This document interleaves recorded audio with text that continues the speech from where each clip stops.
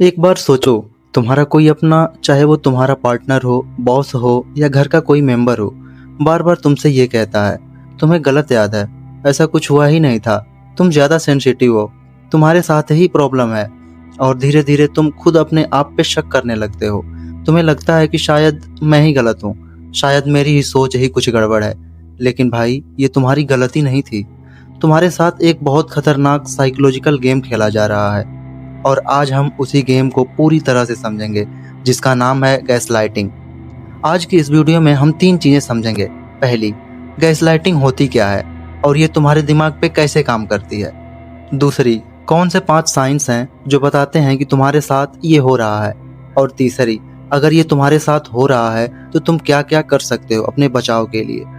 और मैं ये सिर्फ थ्योरी में नहीं बोलूँगा, रियल साइकोलॉजिकल रिसर्च और रियल फैक्ट के साथ बात करेंगे। तो चलते हैं, शुरुआत करते हैं। सबसे पहले ये समझते हैं कि आखिर ये गैसलाइटिंग आई कहाँ से। 1944 में एक हॉलीवुड फिल्म आई थी जिसका नाम था गैसलाइट। उस फिल्म में एक पति अपनी पत्नी को डेलिबरेटली ये यकीन दिलाता था कि वो पागल हो रही है। घर की लाइट्स थोड़ी थोड़ी डिम होती थी। पत्नी पूछती, ये लाइट्स क्यों कम हो रही हैं? पति सीधा कहता, कौन सी लाइट्स, सब बिल्कुल नॉर्मल है, तुम्हें ऐसा ही लगता है। और धीरे धीरे वो औरत अपनी ही आंखों पे भरोसा करना बंद कर गई। साइकोलॉजिस्ट ने इस बिहेवियर को स्टडी किया और तब से इस तरह की मैनिपुलेशन को गैसलाइटिंग कहा जाने लगा। सिंपल शब्दों में समझो, गैसलाइटिंग तब होती है जब कोई इंसान बार बार तुम्हारी रियलिटी को ट्विस्ट करे, तुम्हारी यादों को, तुम्हारी फीलिंग को, तुम्हारी सोच को इतनी बार चैलेंज करे कि तुम खुद अपने आप पे भरोसा करना बंद कर दो। ये सुनने में सिंपल लगता है, लेकिन जब ये होता है तो समझ नहीं आता और इसका असर बहुत गहरा होता है। चलते हैं, अब ये समझते हैं कि फैक्ट्स क्या कहते हैं। 3 फैक्ट्स हैं जो शायद तुम्हें अंदर से झकझोर के रख देंगे। पहला fact, national domestic violence hotline के अकॉर्डिंग गैसलाइटिंग सिर्फ रोमांटिक रिलेशनशिप में नहीं होती, ये वर्क प्लेस में, फैमिली में और क्लोज फ्रेंड में भी उतनी ही कॉमन है। मतलब कोई भी कभी भी इस मैनिपुलेशन का शिकार हो सकता है। दूसरा फैक्ट, साइकोलॉजी टुडे की रिसर्च कहती है कि गैसलाइटिंग के शिकार लोगों में एंग्जाइटी और डिप्रेशन नॉर्मल लोगों से 3 गुना ज़्यादा होता है, क्योंकि वो इंसान एक अजीब सिचुएशन में होता है जहां उसका दुश्मन कोई बाहर का नहीं बल्कि उसकी अपनी सोच बन जाती है। तीसरा फैक्ट, और ये सबसे इम्पोर्टेंट है, गैसलाइटिंग करने वाले लोग अक्सर खुद नहीं मानते कि वो ये कर रहे हैं। उन्हें यही लगता है कि वो सही है, और यही चीज़ इस मैनिपुलेशन को इतना खतरनाक बनाती है। तो अब सवाल ये है, तुम कैसे जानोगे कि तुम्हारे साथ ये हो रहा है या नहीं। इसके लिए 5 साइंस हैं, ध्यान से सुनो। पहला साइन, तुम बिना वजह बार बार सॉरी कहते हो। सामने वाला नाराज होता है और तुम सीधा सॉरी बोल देते हो, बिना ये सोचे कि तुमने गलत क्या किया है। बस एक ही फीलिंग होती है, शायद मैं ही गलत हूँ। ये फीलिंग बार बार आना पहला वार्निंग साइन है। दूसरा साइन, अपनी ही यादों पे तुम्हारा भरोसा उठ जाता है। कोई इंसिडेंट हुआ, तुम क्लियरली याद करते हो, लेकिन सामने वाला कहता है ऐसा कुछ हुआ ही नहीं, और तुम सोचने लगते हो कि शायद मुझे ही गलत याद है। ये गैसलाइटिंग का सबसे पावरफुल वेपन है, क्योंकि जब मेमोरी पे शक हो जाए तो इंसान बिल्कुल अकेला हो जाता है अपनी रियलिटी में। तीसरा साइन, अपनी फीलिंग को तुम खुद जस्टिफाई करने लगते हो। तुम्हें कुछ बुरा लगा, लेकिन सीधा कहने की बजाय पहले मेंटली प्रिपेयर करते हो कि सामने वाले को क्या जवाब देंगे।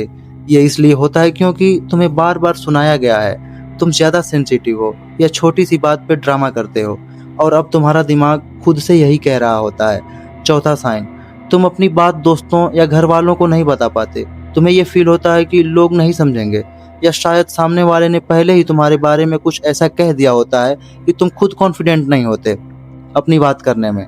ये आइसोलेशन गैसलाइटिंग का एक अहम हिस्सा है। जब इंसान अकेला हो जाता है तब उसे और आसानी से कंट्रोल किया जा सकता है।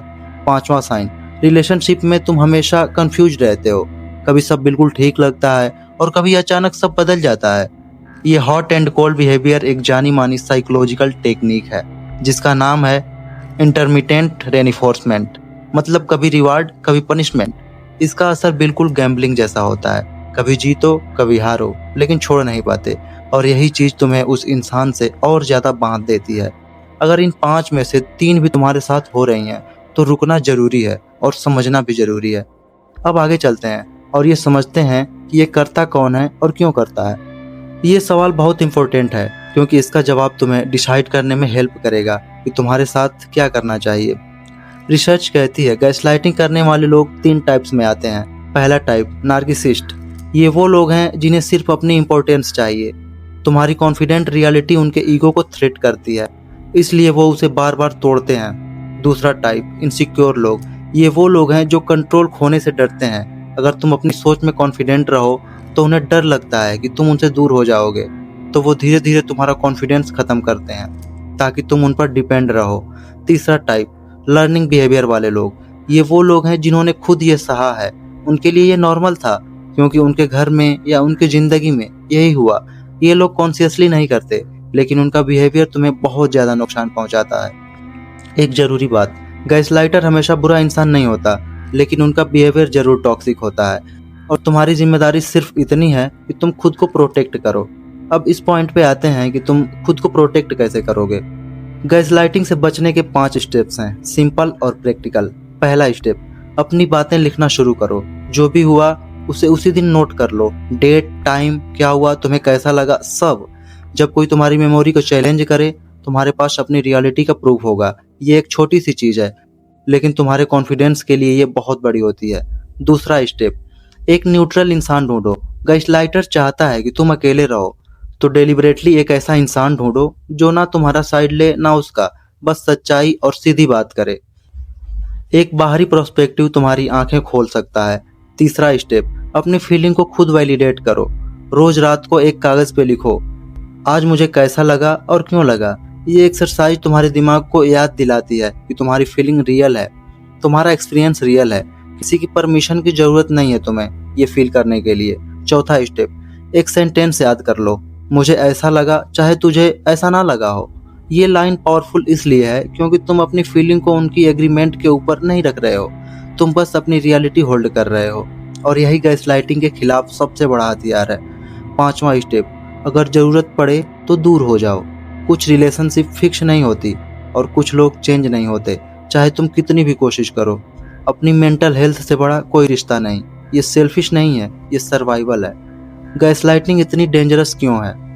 गैसलाइटिंग इतनी डेंजरस इसलिए है क्योंकि ये तुम्हारा दुश्मन किसी और को नहीं बनाती, ये तुम्हें तुम्हारा खुद का दुश्मन बना देती है। तुम अपनी यादों पे शक करते हो, अपनी फीलिंग पे शक करते हो, अपनी सोच पे शक करते हो, और जब कोई इंसान खुद पे भरोसा करना बंद कर दे तब उसे कंट्रोल करना बहुत आसान हो जाता है। लेकिन अब तुम इसे जानते हो, अब तुम ऐसे लोगों को पहचान पाओगे, अब तुम ऐसे लोगों से बच भी पाओगे।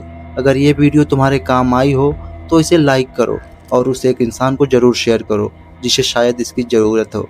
और साइकोलॉजिकल पीयूष को सब्सक्राइब करो क्योंकि अगला टॉपिक है लव बॉम्बिंग, प्यार का सबसे खतरनाक जाल। तब तक के लिए अपना दिमाग स्ट्रांग रखो।